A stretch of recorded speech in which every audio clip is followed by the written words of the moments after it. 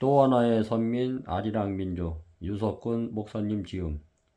성경에 계시된 한국인의 역사와 정체 그리고 소명, 아리랑과 성경과 민족사의 만남, 결의의 노래 아리랑의 비밀 및 한국인의 정체성과 구원사적 사명이 무엇인지를 성경을 중심으로 역사적 자료들과 함께 상세히 밝힌다. 예루살렘. 아리랑 민족, 또 하나의 섬이 아리랑 민족 204페이지. 배달결의 백이민족.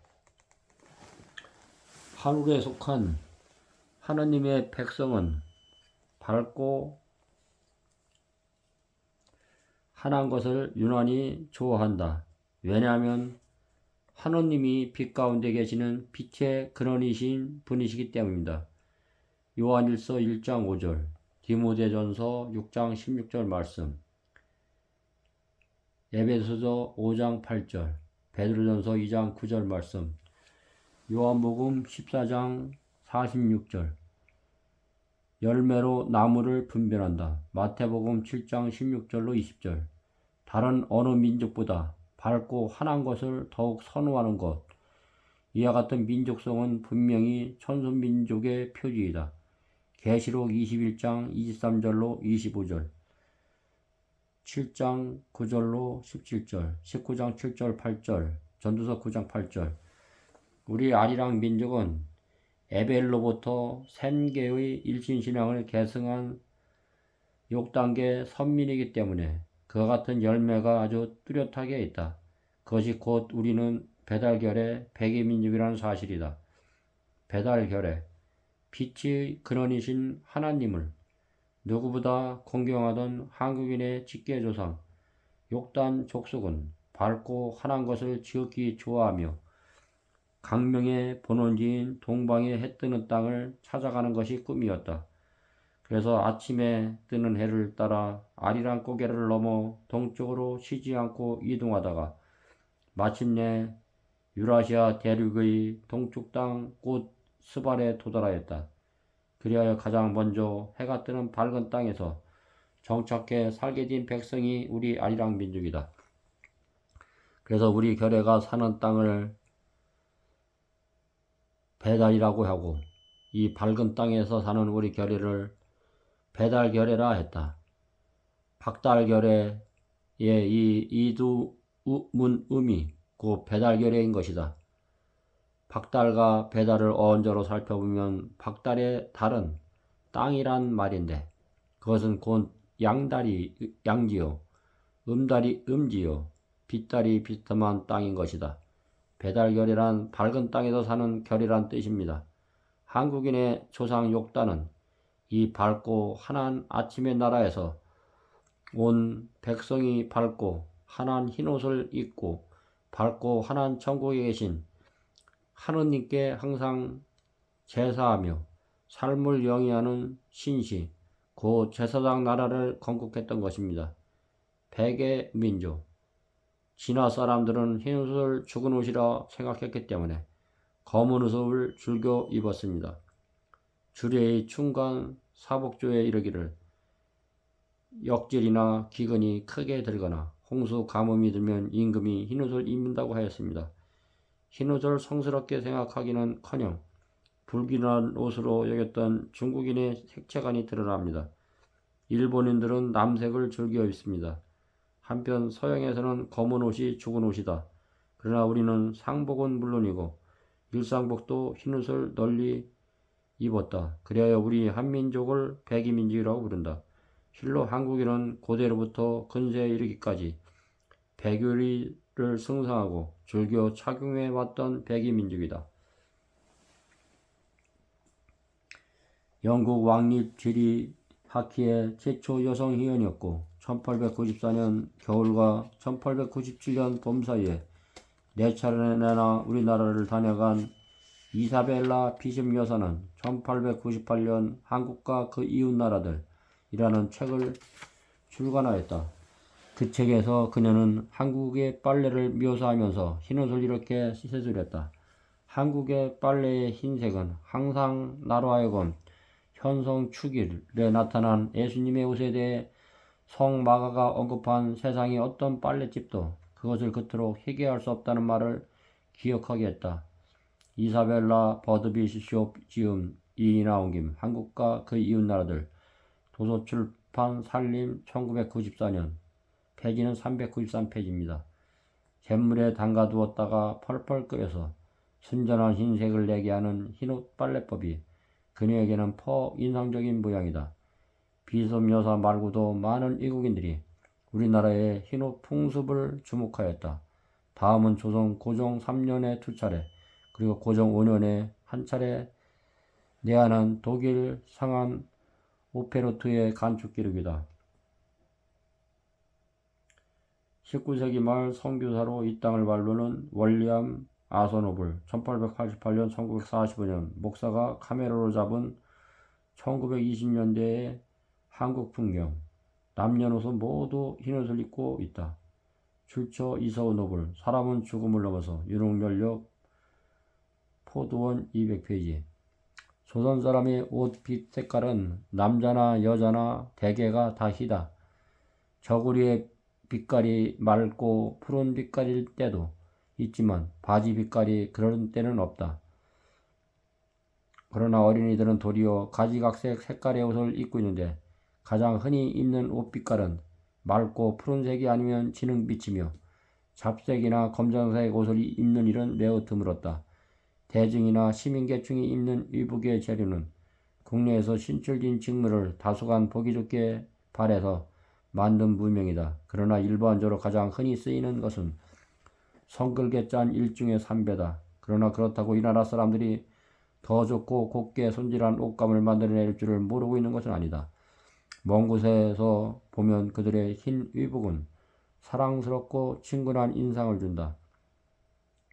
조선기행 서울 1조각 1974년 페이지 99페이지 우리의 예술에 관한 많은 관심을 표명했던 일본인 야나기 무네요시 1889년 1961년은 조선의 미술을 1922년 1월 5일한 글에서 우리의 백이 풍습에 관한 이렇게 이야기했다. 늙은이나 젊은이나 남자나 여자나 다 같은 흰색의 옷을 입는다는 것은 어찌 된 연유일까? 이 세상에는 나라도 많고 민족도 많다. 그렇지만 이처럼 기이한 현상은 어느 곳에서 찾아볼 수 없다. 한국인이 이렇게 백일을 숭상함은 아득한 옛날부터 그러한 것으로 수천 년의 부여사람과 그 뒤 신라와 고려와 조선의 모든 왕대에서 한결같이 흰옷을 입는 것은 그때마다 우리나라에 와서 보고 간 진화 사람들의 기록에 적혀있는 바이다. 따라서 한국인의 고래로 백일을 숭상한 사실은 의심의 여지가 없다. 삼국지 동의전 부여주에도 이렇게 쓰여있다. 의복은 흰색을 숭상하며 흰배로 만든 큰 솜에 달린 도포와 바지를 입고 가죽신을 신는다. 복사의 열전 고구려주를 보면 주몽이 도망치다가 세 사람을 만나는 장면이 나온다. 이때 한 사람은 삼배옷을, 한 사람은 무명옷을, 그리고 나머지 한 사람은 부들로 짠 옷을 입고 있다고 하였다. 이들이 입었던 옷은 모두 흰색에 가까운 소색이다. 북사와 소소의 신라주에는 복색에서 흰옷을 숭상한다고 말하였다. 구상서 고구려주에는 의상과 복식에서 왕만이 옷채로 띤 옷을 입을 수 있으며 흰 비단으로 만든 강과 흰가지로 만든 소대를 쓴다고 하였다. 반면에 백성들은 가를 입고 고가를 쓴다고 하였다. 같은 책 신라조에는 풍속, 형법, 유복 등이 고구려 벽제와 대략 같으나 조복은 흰옷을 숭상한다고 하였다. 해석하기에도 이 시대의 백의 풍습을 기술한 우리 스스로의 기록은 없다. 그러나 진화 사람들의 기록을 통해 고대 사이에서 우리 민족이 흰빛을 숭상했음을 알 수 있다. 다만 귀족과 민중의 차이가 있었음을 것이다. 고구려의 경우 왕은 오체, 적, 항, 청, 백, 흑 옷을 입어 민중들과 차별을 두었다. 민중들의 옷은 흰색에 가까운 소색인 삼배나 무명옷이었던 반면 진화 복식을 받아들여온 지배층은 채색 옷을 입었던 것이다. 고려나 조선시대의 흰옷 선호는 바뀌지 않았다. 명나라 사람 동월은 조선부책이라서 이렇게 말했다. 옷은 흰데 굵은 배옷이 많고 치마는 펄럭거리는데 주름 또한 성클다. 그리고 조선시대 흰옷 선호도는 그대로 구원말까지 이어졌던 것이다. 실로 한국인은 아득한 옛날부터 늙은이나 젊은이나 남자나 여자나 모두 똑같이 흰옷을 입고서 생활하였던 독특한 위복문화를 가진 민족이다. 이 세상에 나라가 많고 민족도 많으나 모든 백성이 흰옷을 입는 이와 같은 특별한 습속은 어느 나라에도 찾아볼 수 없다. 이 무슨 까닭인가. 더욱이 흰옷은 시 더러워지니 빨래를 자주 해야 될 것이요. 또한 자주 빨면 시 헤어질 것이었다. 여러모로 비경제적이다. 그런데도 한국인은 한결같이 흰옷을 숭상하고 백일을 즐겨 입었을까? 일제 식민사관론자들이 이룬처럼 염류 부족과 염직 기술의 부진 때문이었는가? 결코 그렇지 않다. 우리나라의 염직 기술은 진화보다 우수하였다. 1750년대의 공정옷을 보면 1400여 건 중 홍색 계통이 915건으로 거의 반을 점하고 있으며 나머지는 감색, 자색, 청색, 녹색 등으로 다양한 세상의 옷을 만들어 입었으나 이양섭 논문, 요약, 경향신문 1982년 1월 18, 10면 궁밖의 일반 백성들은 아이들은 색동옷을 입었고 기녀들도 다양한 색깔의 옷을 착용하였다. 우리나라 동양 삼국 중 가장 높은 수준의 염색 기술과 미적 감각을 소유한 문화 민족이었다. 삼배나 마 같은 옷감을 그대로 입을 수밖에 없는 낮은 수준의 염료 기술 때문에 흰옷 선호가 이루어졌다는 일제형 식민사가들의 강교한 주장은 실로 어불성설이다. 그렇다면 하다못해 안타깝게 먹물이라도 들어 입었을 것이 아닌가. 진화 사람들의 검정옷을 즐겨 입는 것과 비교하여 우리가 흰옷을 선호한 것은 민족성의 차이로 보아야 한다. 그러면 우리 결에는 왜 흰옷을 입었는가? 가장 한국적인 문물, 가장 한국적인 문화현상인 하나의 백의 민족이기 때문이다. 이 백의 착용의 동기와 백의 숭상의 유래는 무엇이란 말인가? 우리의 흰옷의 민족의 흰옷 선호는 민족 형성 과정에서부터 시작된 원초적인 것이다. 우리 결에는 아리랑 민족으로 하나님을 섬기는 유일신 신앙으로 민족사를 시작한 하나님의 백성이다.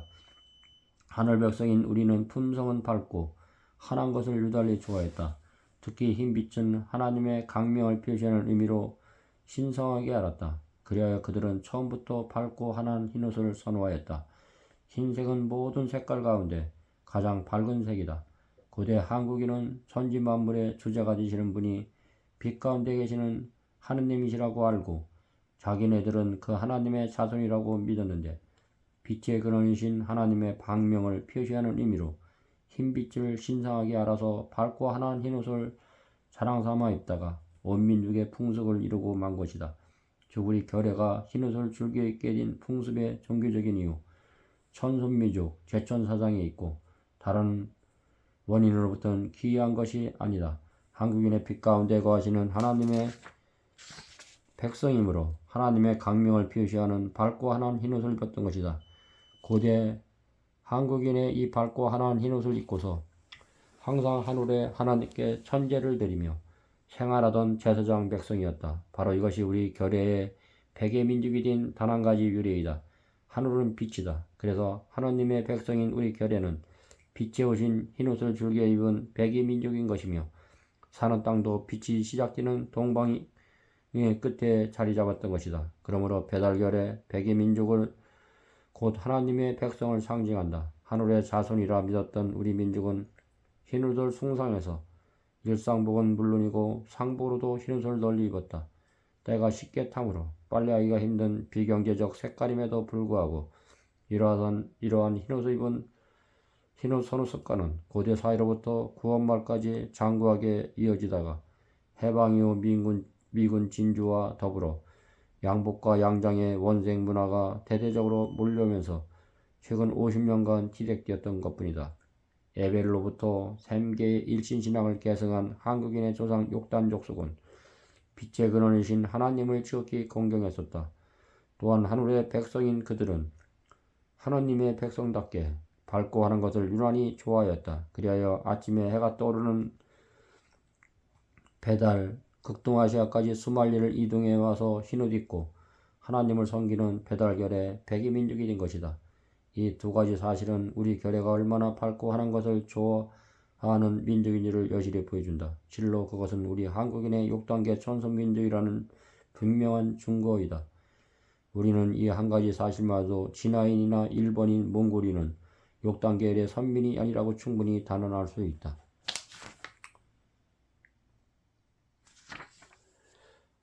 우리는 흰옷을 숭상한 6단계 천선민족입니다.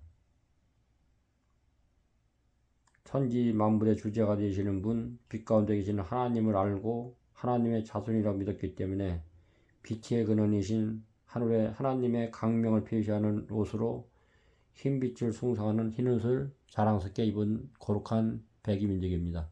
오늘 하루도 백이민족으로 거룩한 백성답게 거룩하게 사람답게 삽시다. 감사합니다.